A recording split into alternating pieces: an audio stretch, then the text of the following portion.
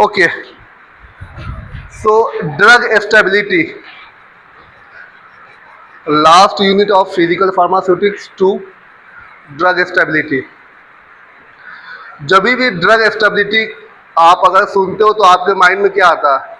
What do mean by drug stability? That means stability of any formulation up to its shelf life.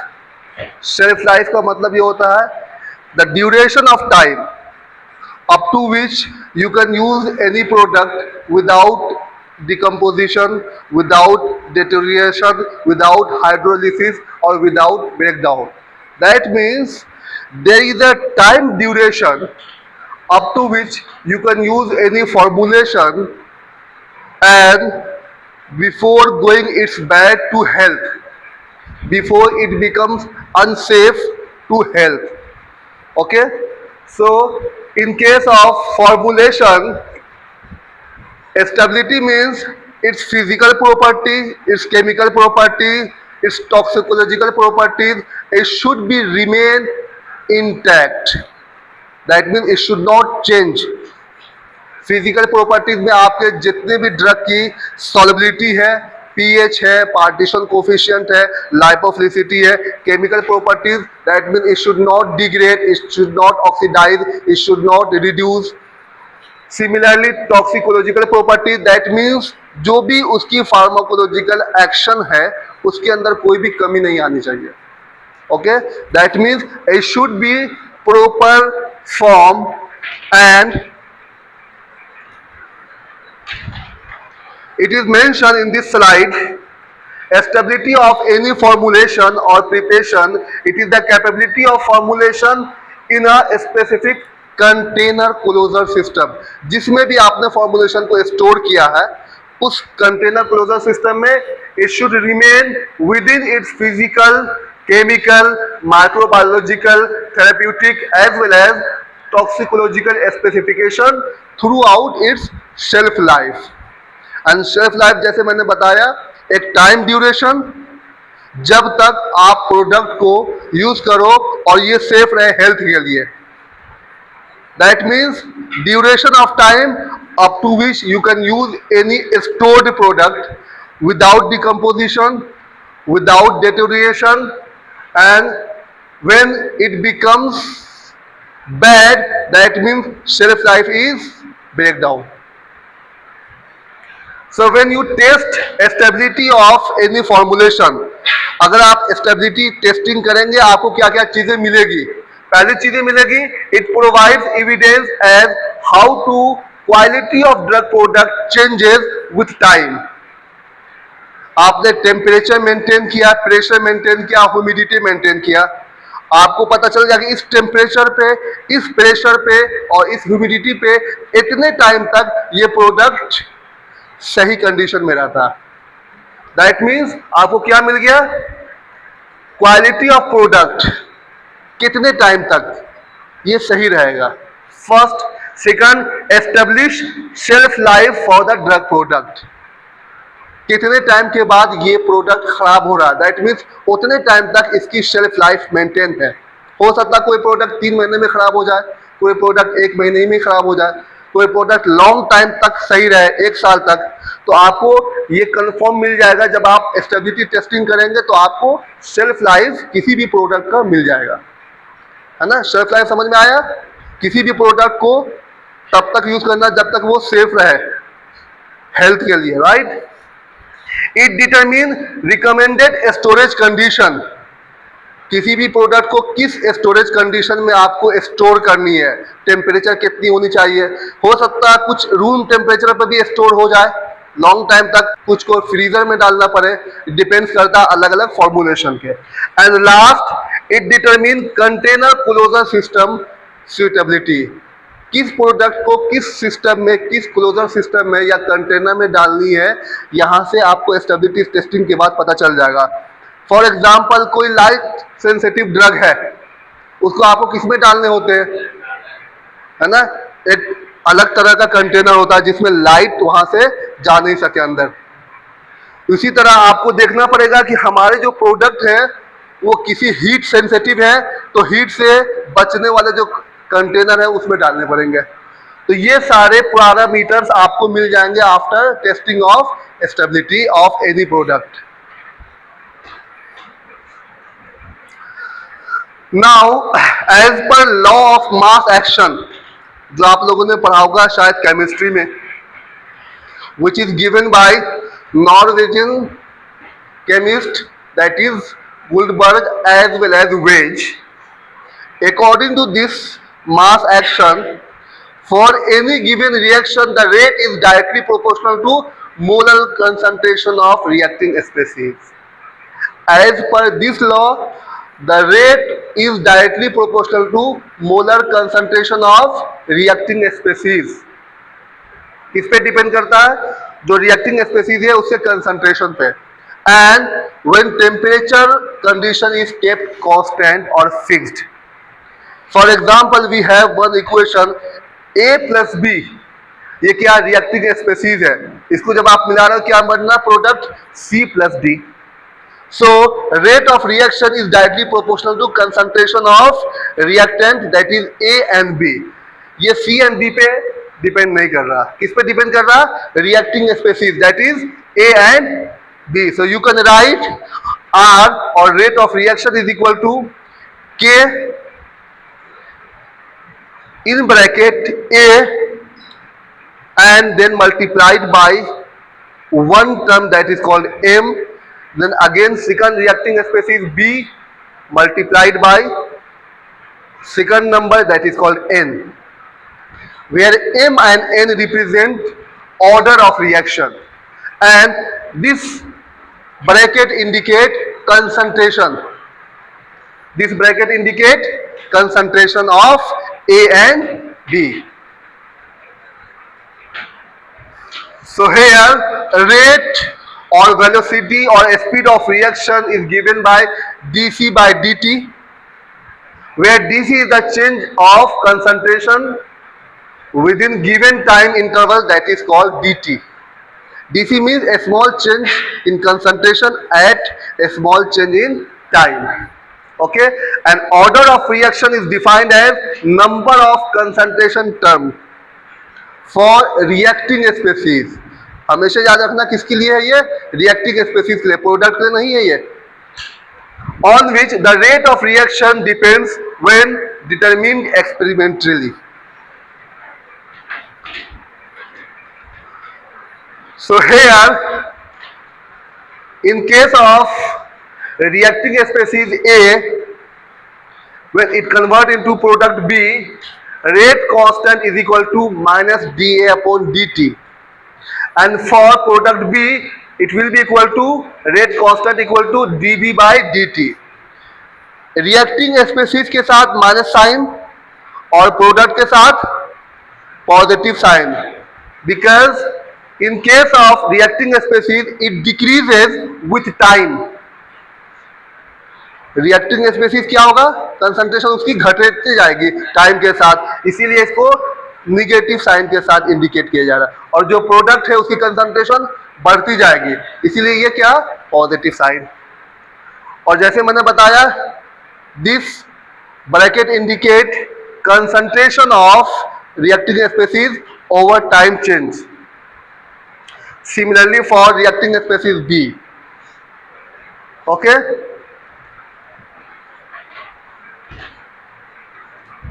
Now, as I discussed, order of reaction, it is the sum total of power of concentration of reactant in a given rate law. For example, in case of MA plus NB, that will form MNAB. This is the product. So order of reaction will be M plus N. Concentration term for reacting species. Reacting species क्या क्या है यहाँ पे? A and B. इसका concentration term क्या है? M and N. So order of reaction will be M plus N, and the rate of reaction will be A multiplied by N, M B multiplied by N. Okay. Now order of reaction varies from 0 to 3 in your syllabus. For example, in case of N2O5, here reacting species is 1, so order will be 1. In case of H2O2, here there are two reacting species, each in 1 mole, 1 and 1. So total order is 1 plus 1 is equal to 2. And again in case of H2NO2, NO2 2 terms, or H2 8, total order of reaction is 3. That means order of reaction is the power of concentration of reactant. Okay?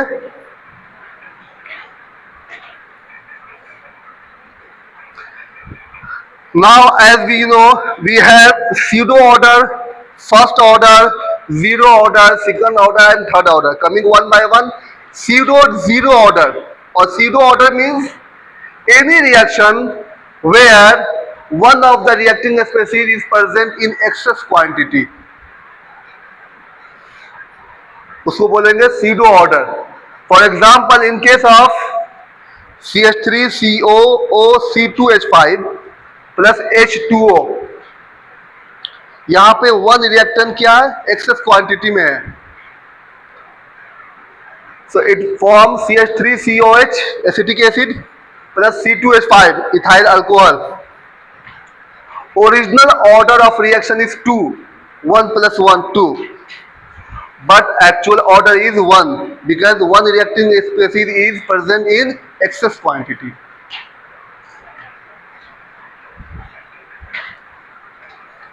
Similarly, in case of pseudo zero order, here it may be first order but behave like zero order due to presence of excess quantity. Example, drug degradation in suspension. Similarly, pseudo first order reaction, it may be second order but behave like first order. Example, acid hydrolysis of methyl acetate. Similarly, pseudo second order, pseudo third order. Now, zero order reaction. As you know, zero order means where rate does not depend on the concentration term. That means it is free from concentration term. It is mentioned reaction in which rate does not depend on the concentration term of the reactant, and mathematically you can write minus dC upon dt is equal to K naught or K initial. Okay, यहाँ पे कोई भी concentration term नहीं दिख रहा आपको. That means rate is independent of concentration term. Okay, so where K initial is the specific rate constant for zero order, and the unit for zero order is moles per liter. Unit आप कैसे calculate कर रहे हैं?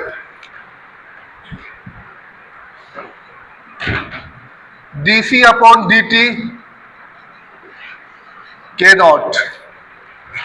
ये K not rate constant for zero order, इसकी जो unit होगी यहां से कैलकुलेट होगी. ये dC क्या है? कंसंट्रेशन. कंसंट्रेशन की यूनिट क्या होती है? Moles per litre. और नीचे क्या है? dt time. टाइम का क्या होता है? सेकंड या मिनट, कुछ भी. So unit for rate constant for zero order will be moles per liter per second. Is it clear? It is mentioned moles per liter per second. An example, color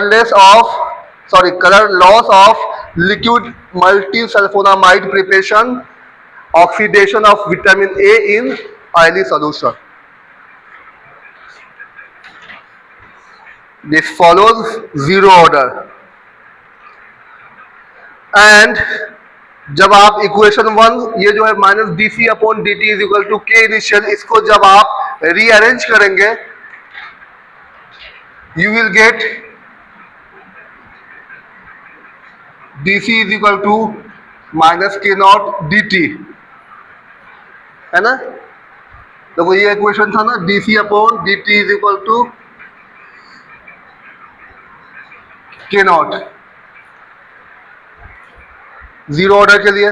जब आप इस equation को, equation number 1 को अगर आप rearrange करेंगे तो आपको क्या मिलेगा, d C is equal to, ये माइनस यहां गया, माइनस के डी टी, ये डी टी इस साइड गया, okay. And after integration, integration करना आता किसी को, C naught to C, integration में आप दो वैल्यू लेते हैं, इनिशियल और फाइनल या finite, minus k d T को भी आप लेंगे 0 to T.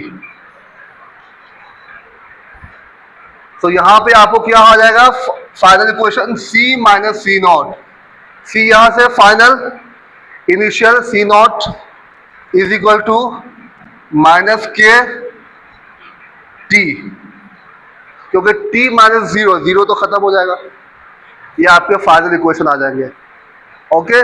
This is equation number 3, where C naught is the concentration of drug at time 0 and C is the concentration of drug at time t, कुछ time के बाद जो concentration बचा, okay. And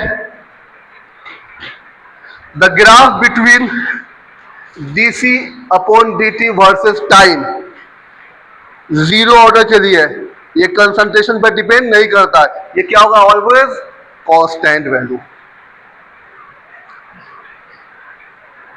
okay, and for C versus time, देखो C is equal to C not minus k T, ये हो जाएगा ना, ये उधर जाएगा तो ये C नॉट अगर इस साइड आ गया तो ये पॉजिटिव हो जाएगा और ये माइनस के टी। अब इसके और टाइम के बीच में अगर आपने ग्राफ प्लॉट किया C versus time, C versus time, तो ये जो टाइम के साथ जो टर्म है वो हो जाएगा स्लोप वैल्यू, तो स्लोप वैल्यू इज माइनस के, और जब भी माइनस होगा तो ऊपर से नीचे आएगा, पॉजिटिव होगा तो नीचे से ऊपर जाएगा, स्ट्रेट लाइन, ओके। ये माइनस है ऊपर से नीचे, और ये जो सी नॉट है ये इंटरसेप्ट की वैल्यू आ जाएगी, ये यहां से लेकर के यहां तक की वैल्यू होगी intercept, that is called C naught, okay. तो ये ग्राफ है zero order kinetics. Now half life of zero order, half life means 50% of drug will be eliminated. So here half life means it is the time required for the concentration of reactant to reduce half of its initial value. अब हम ये कैसे calculate करते हैं, यहां से calculate कीजिए, यहां से इस वाले इक्वेशन से हाफ, सपोज कर लो इनिशियल कंसंट्रेशन सी नॉट है, final concentration C naught by 2, C naught by 2, इसी को तो बोलते हैं हाफ, इनिशियल कंसंट्रेशन का 50%, और ये आपका सी नॉट माइनस के नॉट, अब ये टी की जगह पर क्या लिखेंगे, टी हाफ। देखिए यहां क्या वैल्यू आएगा, आप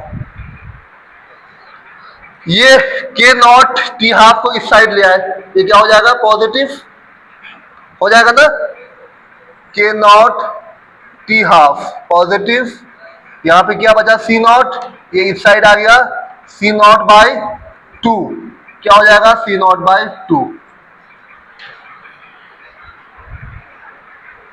सो finally t half is equal to c naught by 2 के,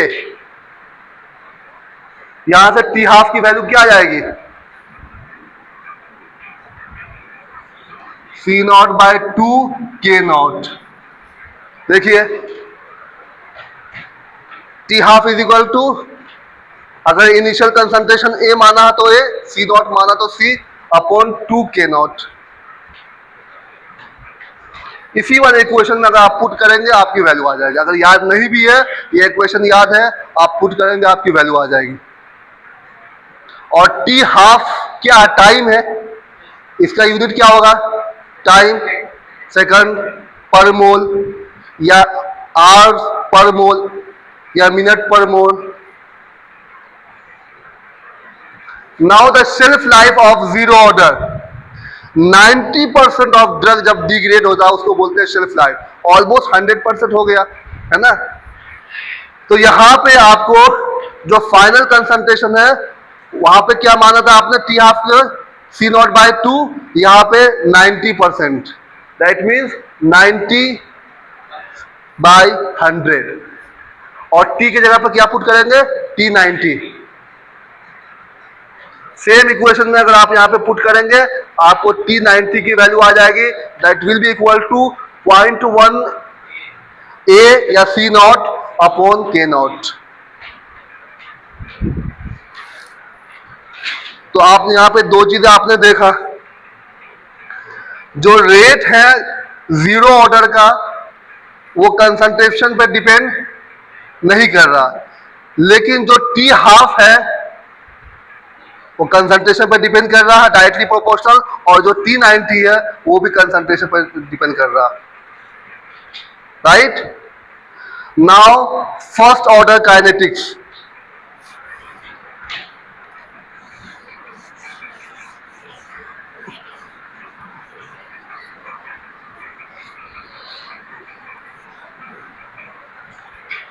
First order means the rate depends on one term of concentration. So it is defined as reaction in which rate of reaction depends on concentration of one reactant, right? Mathematically you can express minus dC upon dt is equal to K1C. वहां पे क्या था, K not, C का कोई term नहीं था, zero order में concentration independent होता है, यहाँ पे वन टर्म है कंसंट्रेशन का, तो minus d C upon d t is equal to K1C। अब आपको फर्स्ट ऑर्डर रेट कांस्टेंट का अगर यूनिट निकालना होगा तो आप कैसे निकालोगे, K1 is equal to d C upon d t upon c. ये डी सी और सी क्या सेम है, कंसंट्रेशन है दोनों, कैंसिल आउट, क्या बचा 1 upon d T, D T क्या है, टाइम है, that means 1 upon time, that means minute inverse, second inverse या आर इनवर्स। ये लिखा था minute inverse, are inverse, second inverse. आपको याद नहीं भी है तो आप यहां से निकाल सकते हैं।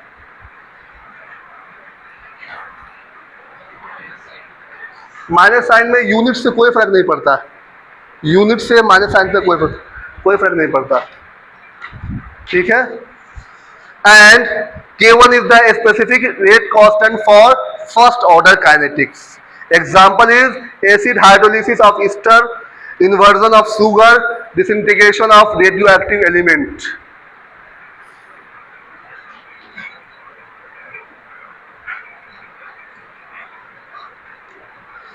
जब आप इस वाले इक्वेशन को ग्राफ में कन्वर्ट करोगे, dC upon dt versus concentration, तो ये जो K है ये क्या होगी, स्लोप की वैल्यू, ठीक है। चूंकि माइनस लगा हुआ है तो ग्राफ ऊपर से नीचे आएगा, यही दोनों में ही, जीरो ऑर्डर में भी और फर्स्ट ऑर्डर में स्लोप की वैल्यू क्या है, K। बट जीरो ऑर्डर में जो आपने ग्राफ प्लॉट किया था वो कंसंट्रेशन वर्सेस टाइम, यहां पे rate versus concentration, DC upon dt क्या है, रेट ऑफ रिएक्शन, और ये क्या, C। स्लोप की वैल्यू यहाँ पे भी rate constant. Now half life of first order, उसी तरह जैसे हमने जीरो ऑर्डर में कैलकुलेट किया है, अगर आप कैलकुलेट करोगे तो आपकी जो वैल्यू आएगी t half for first order is equal to 0.693 by k. ये तो हमें लगता है सबको याद भी होगा, है ना। T half for first order 0.693 by k and shelf life for first order 0.105 by k. ये के क्या है? First order rate constant. Again one interesting thing, first order kinetics it depends on one term of concentration, लेकिन जो t half की value है it is independent of concentration और T90 की value it is again independent of concentration. Zero order में just reverse है, तो order rate किस पे डिपेंड करता है? कंसंट्रेशन पर डिपेंड नहीं करता, लेकिन जो टी हाफ और T90 कंसंट्रेशन पर डिपेंड कर रहा है ना। इंटरेस्टिंग चीज।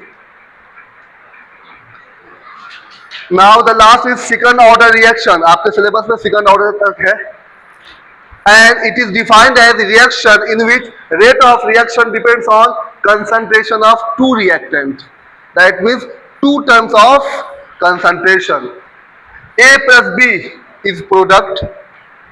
That means rate of equation can be written as minus d upon dt or minus dB by dt is equal to K2 A one term, B two term. यहां पे जो rate है concentration of ए पे भी depend कर रहा है, concentration of B पे भी डिपेंड कर रहा है। ये जो वैल्यू है ये तो ऑर्डर को डिफाइन कर रहा है ना, लेकिन जो रेट है वो दोनों के कंसंट्रेशन पर डिपेंड कर रहा है। That means it is called second order kinetics. अभी अगर आप यूनिट निकालेंगे सेकंड ऑर्डर रेट कांस्टेंट का, कैसे निकालेंगे? K2 is equal to minus dA by dt A and B, ठीक है। ये भी कंसंट्रेशन, ये भी कंसंट्रेशन, कैंसिल आउट। अब एक कंसंट्रेशन बच गया और एक टाइम बच गया। ये क्या? मोल्स पर लीटर, लेकिन ये डिनोमिनेटर में है, उल्टा हो जाएगा, लीटर पर मोल पर सेकंड, लीटर पर मोल पर सेकंड या पर मिनट।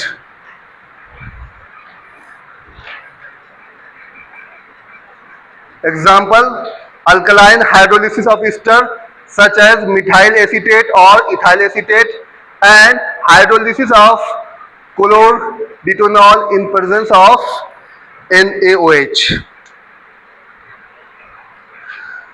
सेम इक्वेशन से अगर आप टी हाफ निकालेंगे जीरो ऑर्डर के लिए, the value for t half is equal to 1 upon A K2 and for shelf life that is T90 for second order 0.11 upon A K2।